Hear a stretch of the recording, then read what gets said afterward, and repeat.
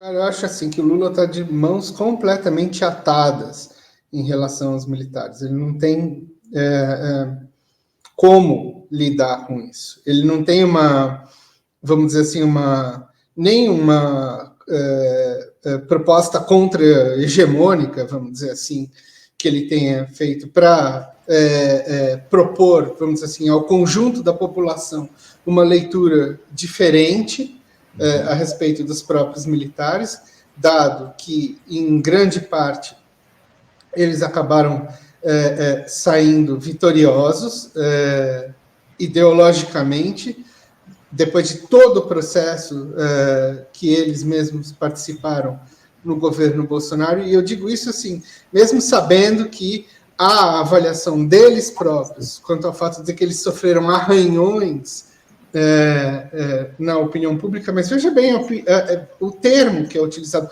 arranhões, exatamente foram, vamos dizer assim, cortes superficiais, porque, no fim, tudo acabou sendo lido como se fosse o seguinte: Bolsonaro é que cooptou eles, e isso foi uma questão de atração pessoal, houve ali um problema, mas que foi reequacionado. Por quê?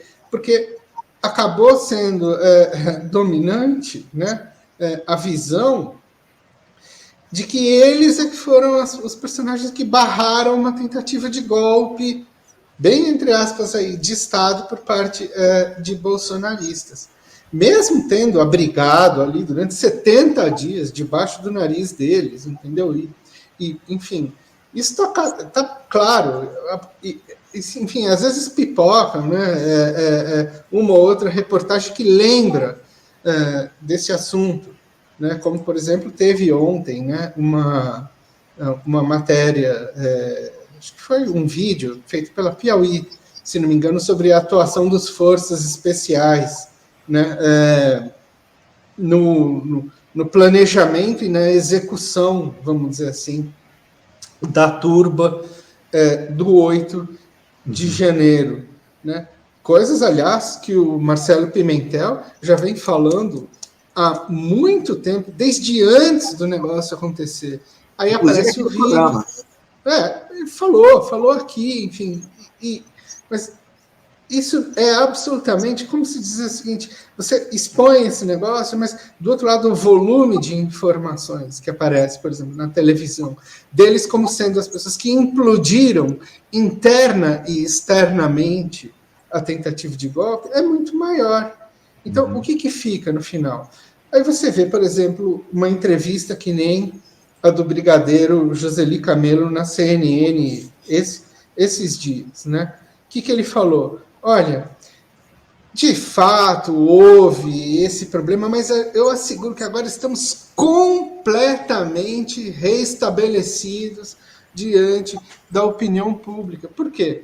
Porque eles têm vários artifícios para lidar com isso.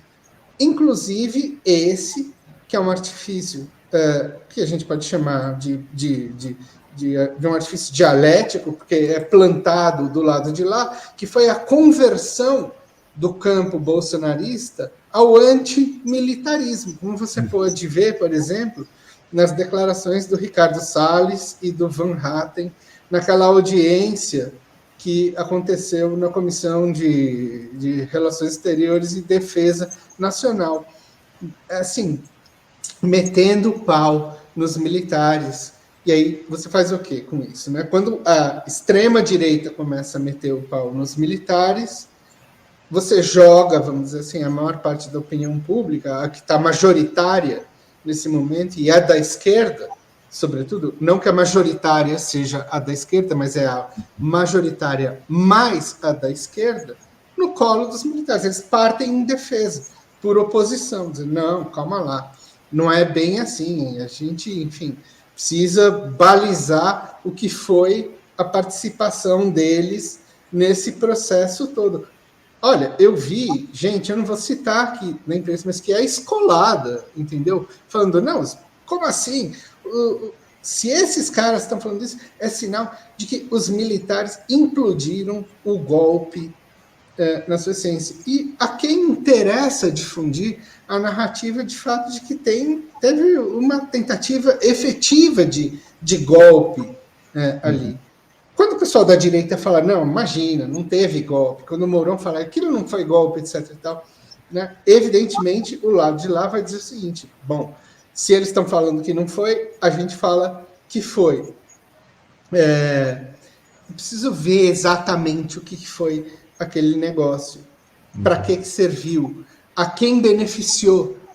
É muito complicado você ver isso, mas na armação geral, eu vejo que um dos lados mais beneficiados, isso sem querer, o brigadeiro Joseli deixou escapar. A frase dele foi lapidar. Ele disse, olha, alguma coisa assim, parece que os grandes beneficiários do 8 de janeiro fomos nós. Por quê? Porque a gente conseguiu consolidar todos os poderes democráticos contra o golpismo dessa turma. Precisa pensar no que foi isso.